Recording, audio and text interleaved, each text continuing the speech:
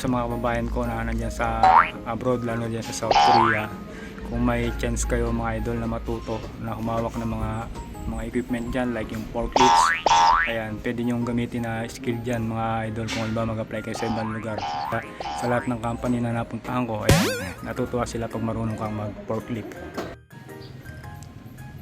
Hey, what's up guys? So ayan, for this vlog mga lods, share ko sa inyo yung ating buha ng NC2 mga lods. Consider pala na ano yung forklift heavy equipment. So ayan, marunong ako mag forklift pero wala akong license, wala akong certificate. So sinubukan kong kumuha ng NC2 para may certificate tayo. If ever na kung halimbawa pala rin tayo na may employer na magka-interest sa ano natin, sa application. Ayan.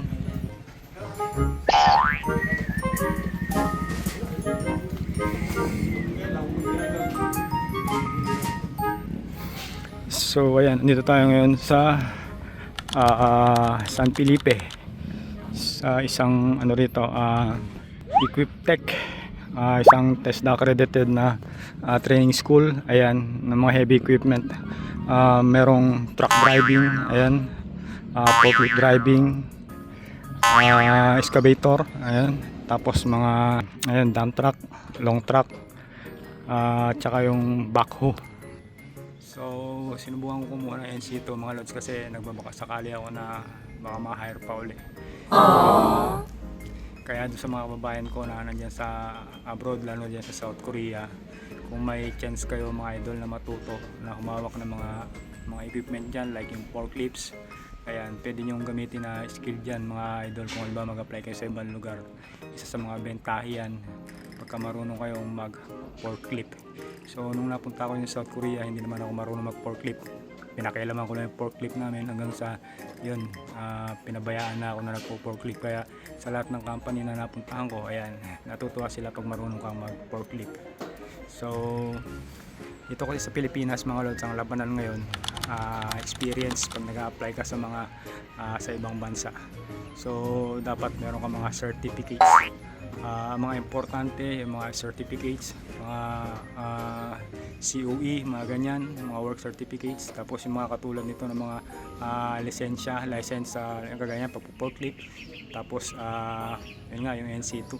So kahit na marunong ka, kahit na biyasa, kahit na magaling ka, kung wala kang NC2, mahirapan kang makapasok kasi required, lalo na sa mga malalaking bansa, Europe, ganyan, Canada, Australia, New Zealand, talagang dapat meron kang proof na ikaw ay skilled worker. So ayan mga lods, share ko lang sa inyo yung ating journey sa pag-apply ng trabaho dito sa Pilipinas. Napakahirap mag-apply mga lods.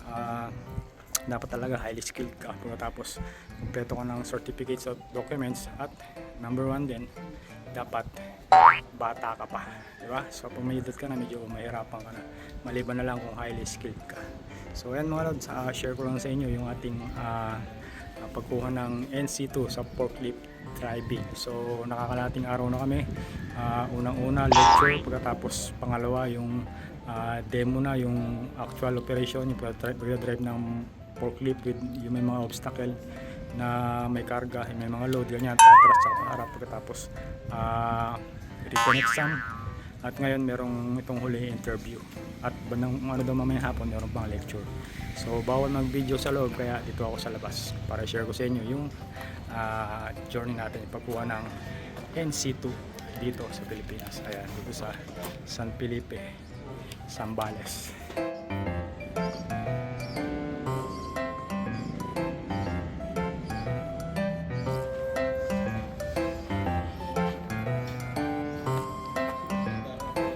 So ayan mga lods, Equiptech Institute INC, ayan, accredited ng TESDA.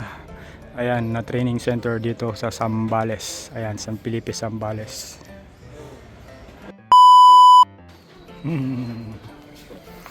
Tapos na, ayan.